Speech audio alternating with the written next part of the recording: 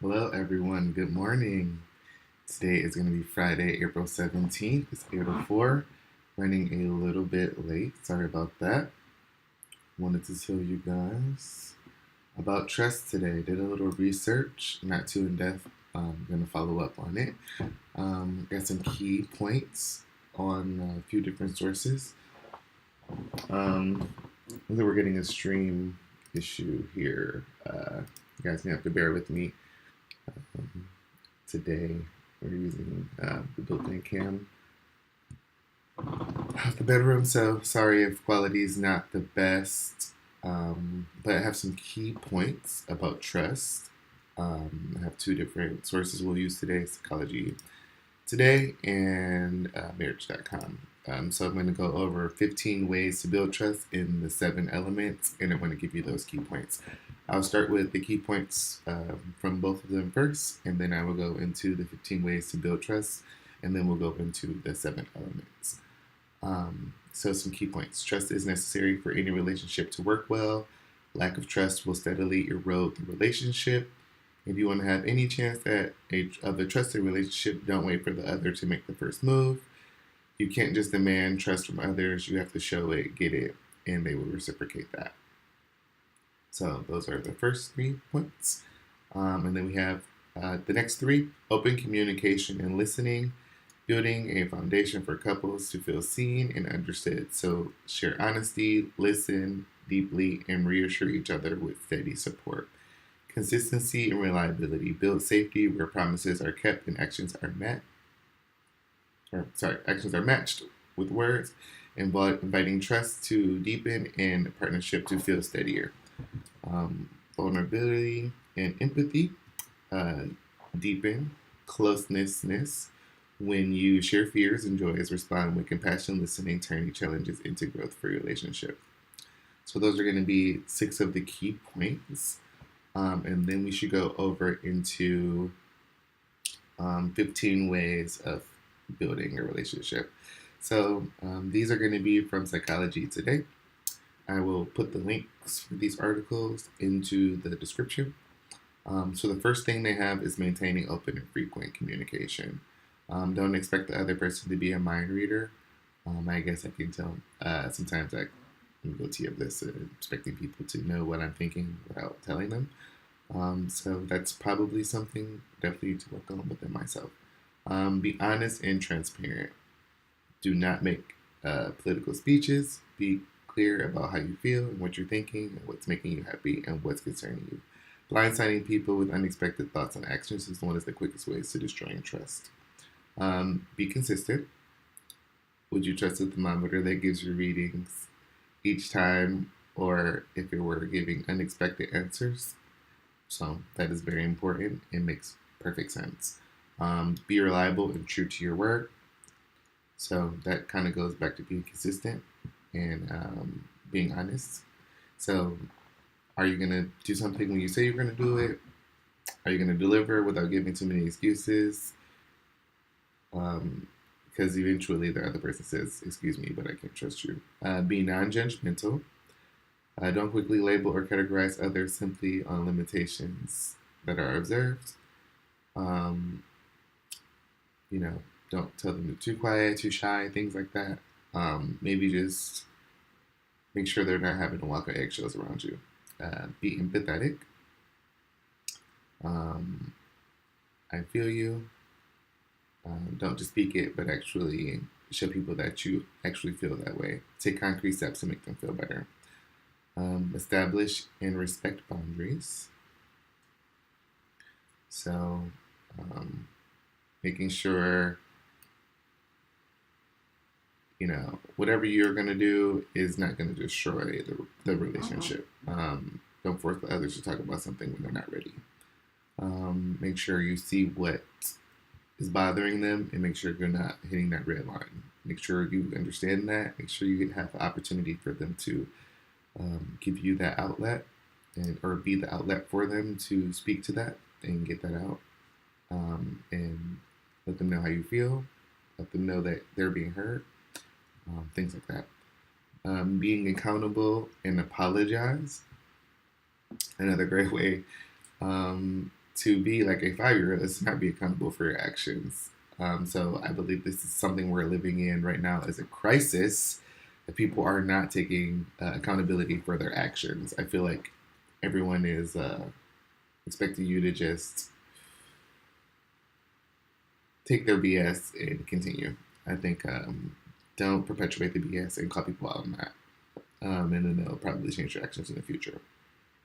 Show vulnerability. It's okay to admit when you make mistakes. It's also okay, in fact, good to show your weak sides.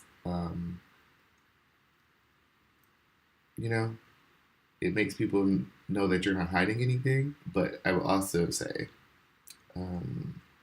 watch your enemies because they might be trying to plot on you. But it is, everyone has vulnerabilities, so it's best that we don't manipulate those and take advantage of them. We help people grow and fix those vulnerabilities and make them strengths. Right? So I think we all should do a SWOT analysis. Maybe the week after this one will be, the week after this will be hygiene, but maybe the week after that should be a SWOT analysis, and maybe we should do a SWOT analysis. Maybe I'll do a personal SWOT analysis. Don't try to manipulate or control the other person. No one's going to say, I trust you, because you keep trying to trick me. And self-respecting people don't want to be controlled. Okay? Be generous, not transactional. Don't keep score. Don't always expect something in return for what you do. Relationship is not a business transaction in which you get paid for, or you get paid for services. If you want compassion, conservation, love, and even sex that way, there are businesses for that. Some legal. Next. Don't be self-centered. It's not always about you and not thinking about you. Then soon it may be only you. Always keep in mind how your actions affect others. Give the other person the benefit of the doubt. People are not perfect, so don't assume bad intentions. Stress, misunderstanding other factors may be behind what people say and do. Be curious about the other person. Show forgiveness. Don't turn the relationship into a grudge match by holding grudges. This will also go back to communicating and trying to find out what the issue is. If there's an issue, maybe you perceive an issue that's not actually there. So that's the thing.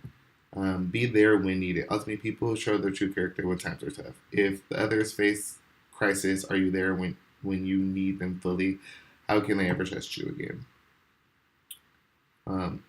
Have and show integrity. Above all, showing integrity. If you have and follow a clear set of values, then it is hard for anyone to trust you. Don't just speak of having integrity, be it, live it. Again, trust is fundamental and to any healthy relationship, but you can't just demand it from others. You have to show it to get it. And trust is something that they reciprocate, so everything will work out in the end. So I believe this article is some of the best information that I've come across this year. It says Hera Ashraf Morano, written August 19th, 2024. So just thinking about this, I went to a leadership conference and they were talking about building trust in relationships. And then I thought, oh, we did talks about relationships. We didn't talk about actually trusting or building trust in relationships. So now I'm circling back to including those things that are fundamental for relationships. So those were 15 ways to build trust. Now we're going to go over the 7 elements of trust, which are going to, help us connect. They're the bedrock of any thriving relationship and the tangible force that binds partners, fostering a sense of security and connection. Understanding the elements of trust, contributing to building and sustaining trust is crucial for creating a robust foundation. So these things are going to be what builds your relationship. And if you don't have these things, your relationship might be on rocky ground. So let's go over them. So I can list them off and then go through them for you guys. There's only 7, and I feel like they're pretty standard, but also definite. So first is communication, second, reliability, third, transparency, fourth, vulnerability, fifth, accountability, 6, empathy, and 7, shared values. So let's start with communication. Open and honest communication is the cornerstone of trust. I think we can all agree with that. Partners need to feel that they can express themselves without the fear of judgment or reprisal. I think letting people speak their mind and making sure that you're not there to attack them or one up them or keep tallies is probably the best way to go about that, because they're telling you something that they want you to know and they want to find out if you'll help them with that. Um, Additionally, the willingness to be vulnerable, accountable, and empathetic, along with the shared value, reinforces the trust that binds partners. When both individuals in a relationship feel heard and understood, it builds a strong sense of confidence, and it's woven from the key elements of trust like open communication, reliability, transparency, vulnerability, accountability, empathy, and shared values. All right, so second is going to be reliability. Consistency and reliability in actions and words are paramount elements of trust. When partners do what they say and they will follow through on the commitments, it creates a predictable and stable environment. Unfulfilled promises or inconsistencies can erode trust quickly, highlighting the importance of reliability in building and maintaining trust. So if you say you're going to do something, follow through with it. Your partner most likely expects you to be there for them to do that. So whether that's your sexual partner, whether that's a friend, whether this is a work colleague, if you say you're going to do it, people expect you to follow through, especially if they asked you personally. If it's something that's general, maybe you don't have any kind of obligation, but they give you a personal invitation, they do expect you to participate, even if they don't say anything. They are watching. Their transparency. Being open and honest about one's actions, intentions, and feelings. It involves sharing information willingly, not withholding essential details. There are no hidden agendas in transparent relationships, and partners can trust that they understand each other's lives and motivations. I try to ask people all the time, what are your intentions? Because I want to know what you want from a relationship with me. Whether that's friendship, whether that's activity partner, whether that's just someone to speak to at the moment. I need to know that so I can better approach the situation. So I think, I don't want to make this about me, but I think thinking about how it affects someone else is probably very important, especially when they're coming to you with those kinds of things. Vulnerability.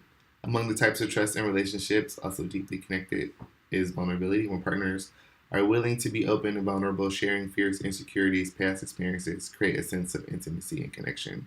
I think going through things together, not literally being on the struggle bus, but going through things together, knowing when someone has a deadline that they need to meet, following up with them, knowing what they don't like, whether they like horror movies, whether they're afraid of the dark, whether they don't like driving at night, things like that. If you know what they don't like and they tell you those things, you can better accommodate them and make them feel loved. So I think those are very important and things that you should probably accommodate if you can. I'm not saying change your life for everyone, but I am saying accommodate those things that you know that you can and will have impact on the ones you love. Fifth, let's go into accountability. Taking responsibility for one's actions and being accountable for mistakes is essential for trust. No one's perfect, and understanding or missteps are inevitable. However, the key is acknowledging these mistakes, offering sincere apologies, and demonstrating a commitment to rectify any harm caused. Clear boundaries, transparency, and seeking professional guidance are vital steps in gradual process that require commitment and empathy. Assessing a partner's trustworthiness involves observing consistency, transparency, honesty, and reliability. Open communication is critical, allowing for discussions about concerns and the partner's willingness to address the issues openly. I think if someone does things, you should hold them accountable for it. I don't think you should attack them for it, but I do think you should make a note, and not as in keeping tabs, but let them know you did this, and I was expecting you to do this, and it hurt me. You can leave it there, I think, and see how they respond. But, also, depending on how deep it is, you may need some professional guidance. And then let's go to empathy, involving the understanding and sharing a feeling of another. the ability to put oneself in another person's shoes, recognize their emotions, and respond compassionately. When a partner shows empathy towards another, it creates a supportive and caring environment, reinforcing the emotional connection and critical or crucial for trust. So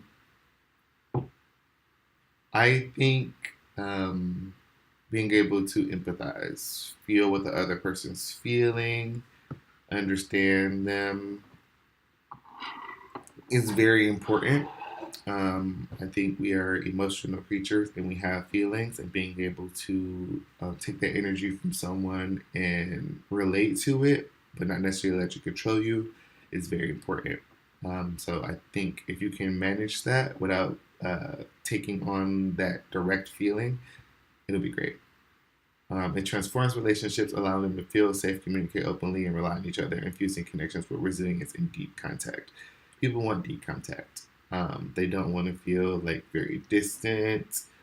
And some people do want to be distant, but if they're reaching out to you to have a conversation, they probably want more deep contact. Share values. So we create goals and sense of unity in a relationship where partners share shared beliefs, principles, and aspirations. It strengthens the bond between them. Shared values provide a roadmap for the association, ensuring that both individuals are moving in the same direction and fostering trust in their journey together. Trust is the bedrock of shaping emotional landscapes, fostering security, and promoting mutual understanding.